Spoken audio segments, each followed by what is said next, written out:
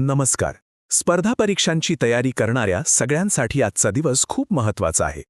आज म्हणजे 20 एप्रिल 2026च्या 10 अशा घडामोडी पाहूया ज्या एमपीएससी, यूपीएससी आणि इतर परीक्षांसाठी अत्यंत महत्त्वाच्या आहेत. चला हे मुद्दे सोप्या भाषेत समजून घेऊया. आपलं भविष्य उद्या नाही तर आज, आत्ता या क्षणी घडत असतं. पण ते कसं? हा प्रश्न मोठा आहे, पण त्याचं उत्तर आजच्याच घडामोडीमध्ये दडलेत. चला महाराष्ट्रापासून सुरुवात करून थेट जागतिक स्तरापर्यंत जाऊया आणि पाहूया की कोणत्या घटना आपल्या परीक्षेसाठी महत्त्वाच्या आहेत. चला तर मग सगळ्यात आधी आपल्या महाराष्ट्राकडे वळूया. इथे पर्यावरण, पायाभूत सुविधा आणि तंत्रज्ञान या तिन्ही क्षेत्रांमध्ये खूप मोठ्या घडामोडी सुरू आहेत, ज्या राज्याला एक नवी दिशा देणार आहेत. ही रक्कम आहे तब्बल 3000 कोटी रुपये. महाराष्ट्र सरकारने एका खूप मोठ्या पर्यावरण संवर्धन प्रकल्पाला मंजुरी दिली आहे.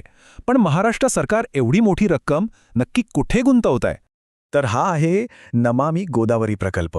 म्हणजे बघा, गोदावरी नदी जी सध्या प्रदूषणाच्या विळख्यात आहे, तिला पुन्हा एकदा स्वच्छ, जिवंत करण्याचा हा एक मोठा प्रयत्न आहे. नाशिक ते नांदेडपर्यंत जे काही सांडपाणी नदीत मिसळतं त्यावर प्रक्रिया केली जाईल. परीक्षेच्या दृष्टिकोनातून पर्यावरण संवर्धन आणि सरकारी योजना या दोन्हींसाठी हा एक हॉट टॉपिक आहे. आता पाहूया पायाभूत सुविधांमधली एक मोठी झेप. मुंबई अहमदाबाद बुलेट ट्रेन हे स्वप्न आता खरं होण्याच्या मार्गावर आहे. ताशी 320 किलोमीटर वेगाची यशस्वी चाचणी नुकतीच पूर्ण झाली आहे.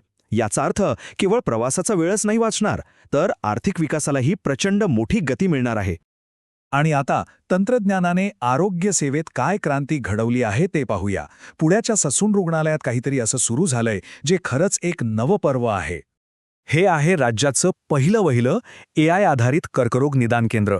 सोप्या भाषेत सांगायचं तर आता कम्प्युटरच्या मदतीने म्हणजे आर्टिफिशियल इंटेलिजन्सच्या मदतीनं कॅन्सरचं निदान खूप लवकर आणि अधिक अचूकपणे करता येणार आहे. यामुळं हजारो लोकांचे प्राण वाचू शकतात. उद्योन्मुख तंत्रज्ञान या विषयासाठी हे एक परफेक्ट उदाहरण आहे. महाराष्ट्रातून आता आपण थेट राष्ट्रीय स्तरावर जाऊया. बघूया आपला देश शासन, अर्थव्यवस्था आणि संरक्षण या 3 महत्त्वाच्या स्तंभांना कसं मजबूत करतोय.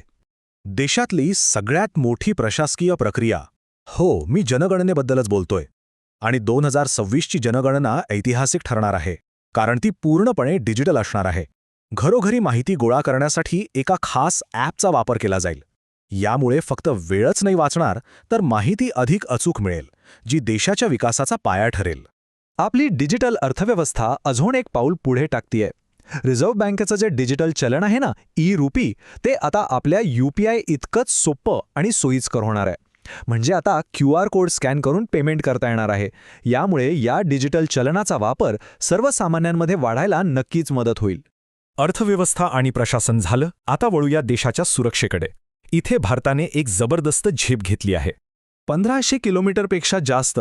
विचार करा, हे अंतर आहे निर्भय 2 या आपल्या नव्या सबसॉनिक क्रूज क्षेपणास्त्राच्या टप्प्याचं. म्हणजे हे क्षेपणास्त्र आपल्या सीमेपासून खूप दूर असलेल्या लक्ष्यालाही अचूकपणे भेदू शकतं. DRDOने बनवलेलं हे क्षेपणास्त्र म्हणजे आपल्या आत्मनिर्भर भारत मोहिमेचं एक मोठं यश आहे, नाही का? या एका यशस्वी चाचणीमुळे भारताची सामरिक ताकद प्रचंड वाढली आहे. परीक्षेसाठी संरक्षण क्षेत्रातील स्वयंपूर्णता आणि सामरिक क्षमता हे दोन्ही मुद्दे खूप महत्त्वाचे ठरतात.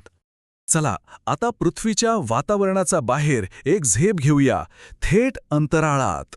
भारताचं एक मोठं स्वप्न, गगनयान मोहीम, आता एका निर्णायक टप्प्यावर येऊन पोहोचली आहे. हो, भारताचा मानवी अंतराळ उड्डाण कार्यक्रम मे महिन्याच्या शेवटी आपल्या पहिल्या मोठ्या चाचणीसाठी सज्ज झाला आहे. तर या पहिल्या चाचणीत कोणी माणूस नाही, तर व्योममित्र नावाचा एक खास रोबोट अंतराळात जाईल. तो तिथल्या वातावरणाचा अभ्यास करेल, जेणेकरून आपले अंतराळवीर जेव्हा जातील तेव्हा त्यांचा प्रवास एकदम सुरक्षित असेल. ही चाचणी यशस्वी झाली की भारत मानवी अंतराळ मोहीम करणाऱ्या काही मोजक्या देशांच्या यादीत सामील होईल. अंतराळातली प्रगती तर आपण पाहिली, पण आता पृथ्वीवरच्या एका मोठ्या संकटाकडे लक्ष वेधणं गरजेचं आहे. जागतिक हवामान संघटनेने म्हणजेच WMOने एक धोक्याची सूचना दिली आहे.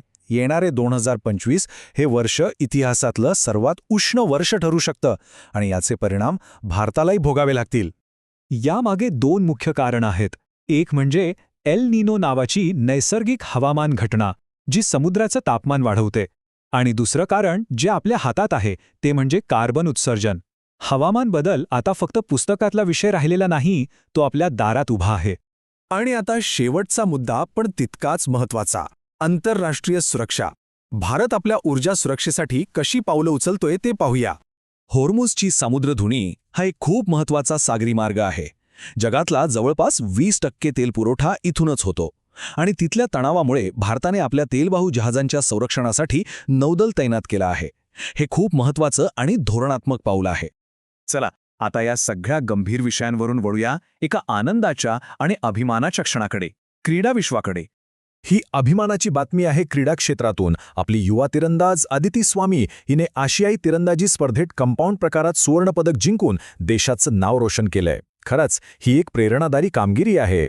तर आजच्या सगळ्या घडामोडींमधून मुख्य परीक्षेसाठी 2 मुद्दे तुम्ही लक्षात ठेवायलाच हवेत. पहिला म्हणजे DRDOचं निर्भय 2 क्षेपणास्त्र, जे देशाच्या संरक्षण स्वयंपूर्णतेशी संबंधित आहे, आणि दुसरा म्हणजे WMOचा हवामान बदलावरचा अहवाल, जो जागतिक तापमान वाढीच्या परिणामांवर प्रकाश टाकतो. तर आज आपण राज्यापासून ते थेट जागतिक स्तरापर्यंतचे अनेक बदल पाहिले. पण विचार करा, या सगळ्यांपैकी असा कोणता एक बदल आहे जो भारताचं पुढचं दशक ठरवेल? यावर नक्की विचार करा, कारण उद्याचे अधिकारी म्हणून ह्या प्रश्नांची उत्तरं आपल्याला शोधावी लागतील. भेटूया पुढच्या विश्लेषणात.